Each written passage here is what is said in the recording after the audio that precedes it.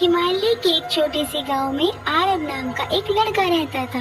आरव शांत स्वभाव का था। वो हमेशा दूसरों की मदद करने वाला था, लेकिन उसके अंदर कुछ ऐसा था जिसे वे समझ नहीं पाता था। उसे रातों को अजीब सपने आते। सपनों में वे घने जंगलों में भाग रहा होता। उसकी आंखों में जंगलीपन और उसकी रगों में अजीब सी ताकत होती। हर सुबह उठने के बाद उसे लगता कि वे अपने सपनों में कुछ अजीब सा खो रहा है। एक दिन गांव के बुजुर्ग नीलकंठ दादा ने आरव को अपने पास बुलाया और कहा, बेटा, तुम्हारे सपने साधारण नहीं है। तुम्हारे अंदर कुछ खास है जिसे तुम्हें समझने की जरूरत है। आरव ने अपनी परेशानी बताई। दादा, क्या हो रहा है मेरे साथ? क्यों मुझे ऐसा महसूस होता है कि मैं इस दुनिया का नहीं हूँ? नीलकंठ दादा ने गंभीर आवाज में कहा, तुम्हारे पिता कोई आम इंसान नहीं थे आरव। वे एक खास वंश से थे, भेड़ियों के वंश से। इस वंश के लोगों में एक समय पर ये शक्तियाँ जागृत होती हैं और वो आधे इंसान और आधे भेड़िया बन सकते हैं। आरव ये सुनकर चौंक गया। लेकिन मैं एक आम इंसान हूँ, ये कैसे हो सकता है? नीलकंठ दादा ने कहा, तुम्हारे अंदर ये शक्तियाँ तब जागेंगी जब तुम सही वक्त और सही जगह पर पहुँचोगे। तुम्हें जंगलों में जाना होगा, उस जगह की खोज करनी होगी जहाँ तुम्हारे पूर्वजों ने अपनी शक्तियाँ हासिल की थी। आरव के मन में डर और जिज्ञासा दोनों थे, लेकिन अपने अजीब सपनों और नीलकंठ दादा की बातों ने उसे जंगल की ओर जाने के लिए प्रेरित किया। अगले दिन वे अपने सफर पर निकल पड़ा, हिमालय के गहरे जंगलों की ओर। रास्ते में आरव ने कई मुश्किलों का सामना किया, गहरे जंगल, जानवर और ठंडी हवाएं, लेकिन उसके अंदर एक अजीब सी ताकत उसे आगे बढ़ने के लिए हिम्मत दे रही थी। कई दिन और रातों के सफर के बाद आरव एक पुरानी गुफा के सामने पहुंचा। गुफा के अंदर अंधेरा और सन्नाटा था, लेकिन उसकी आत्मा ने उसे अंदर जाने के लिए संकेत दिया। गुफा के अंदर उसने एक बड़े पत्थर पर नक्काशी देखी, जिसमें भेड़िया और इंसान की आकृतियां बनी हुई थी। आरव ने जैसे ही पत्थर को छुआ, अचानक गुफा में तेज रोशनी फैल जाती है। उसकी रगों में बिजली सी दौड़ने लगती है। उसे महसूस होता है कि उसके शरीर में कुछ बदल रहा है। उसके हाथ के नाखून बढ़ने लगते हैं और आंखों में चमक आने लगती है, और उसके शरीर में एक भेड़ी की ताकत आ जाती है। आरव अब आधा इंसान और आधा भेड़िया था। उसे अब अपनी असली पहचान समझ आ चुकी थी। वह उस जंगल का राजा था और अब उसकी नई यात्रा शुरू होने वाली थी। एक ऐसी यात्रा जहां वह न केवल अपने गांव की रक्षा करेगा, बल्कि अपने वंश की शक्ति को भी समझेगा और एक सच्चा योद्धा बनेगा। आगे की कहानी जानने के लिए देखिए भेड़िया 2। अब आरव क्या करता है ये तो आपको दूसरे भाग में ही पता चलेगा। आपने आरव की इंसान से भेड़िया बनने की कहानी तो देखी ही होगी, और आप जानते भी होंगे कि पीछे हुआ क्या था। तो अब देखिए आगे की कहानी जानने के लिए देखिए भेड़िया 2। अब आरव क्या करता है ये तो आपको दूसरे भाग में ही पता चलेगा। आरव ने अपनी नई पहचान को स्वीकार कर लिया था, लेकिन इसके साथ ही उसके मन में डर भी था।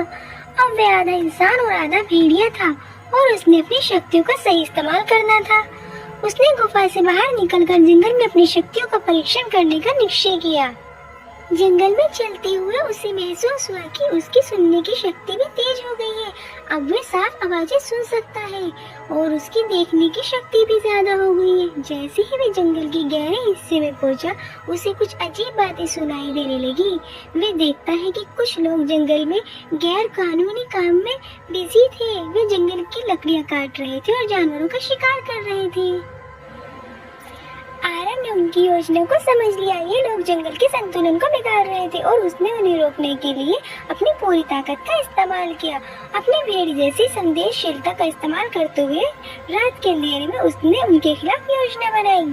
रात के समय आरव ने अपनी नजरें तेज की और उन शिकारियों के पास पहुंचा। उसने अपनी शक्तियों का प्रदर्शन किया। उसकी भेड़ी जैसी आवाज जंगल में गूंज रही थी।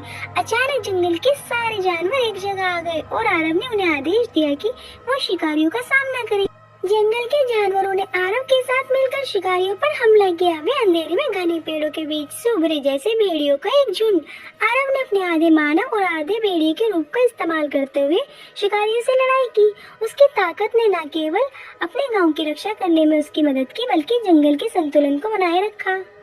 शिकारियों ने आरव की ताकत को देखकर डरना शुरू कर दिया। वो भागने लगे, लेकिन आरव उन्हें रोकने के लिए अपने भेड़िए के रूप में जोर से गरजा। जंगल में आवाज गूंज उठी। ये आवाज सुनकर शिकारियों की हिम्मत टूट गई और वो जंगल छोड़कर भाग खड़े हुए। आरव की जीत ने उसे एक नया विश्वास दिया। उसने महसूस किया कि अब वे केवल अपने लिए नहीं बल्कि अपने गांव और जंगल के लिए भी लड़ाई कर रहा था। लेकिन उसकी कहानी यही खत्म नहीं हुई। जंगल में एक और नया खतरा मौजूद था, एक पुराना शैतान जो जंगल की आत्मा को नष्ट करने की कोशिश कर रहा था। आरव को हर नए दुश्मन का सामना करना था। उसने अपने दादा की कही बात याद आई, तुम्हें अपनी शक्तियों का सही उपयोग करना होगा। अब आरव को अपने पास्ट के साथ साथ अपने फ्यूचर के बारे में भी सीखने की जरूरत थी। क्या वे हर शैतान से निपट सकेगा? क्या वे अपने वंश की शक्तियों को पूरी तरह समझ पाएगा? ये जानने के लिए तैयार रहिए, क्योंकि आरव की अगली यात्रा अभी शुरू होनी बाकी है।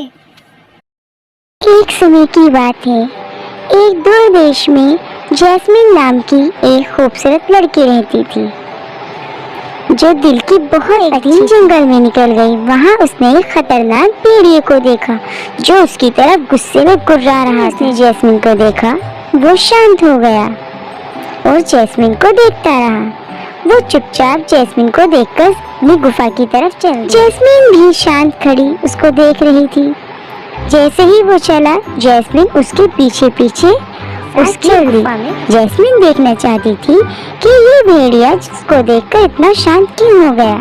उस गुफा में पहुंची तो देखा कि वो कोई भेड़िया नहीं, एक खूबसूरत नौजवान था। जैस्मिन उसको देखती रह गई, अब भेड़िए में बदल गया। जैस्मिन ये बात समझ नहीं पा रही थी, वो जानना चाह रही थी, इसलिए डर गई और उसने उस भेड़िए से पूछा कि ऐसा क्यों है, तुम एक खूबसूरत नौजवान हो या समझ नहीं पा रही हूँ। तभी उस नौजवान ने उसको बताया कि मुझे किसी ने एक श्राप दिया था जिससे मिल गया, वरना मैं एक खूबसूरत नौजवान ही हूँ। अगर तुम मेरे साथ मेरी इस गुफा में रहने के लिए तैयार हो जाओ तो मैं नौजवान में बदल सकता हूँ। उसकी बात सुनकर पहले थोड़ा सोच में पड़ गई, फिर उसने उस नौजवान की तरफ देखा और बोला, मैं तुम्हारे साथ रहने के लिए तैयार हूँ। और इस तरह वो दोनों खुशी खुशी रहने लगे।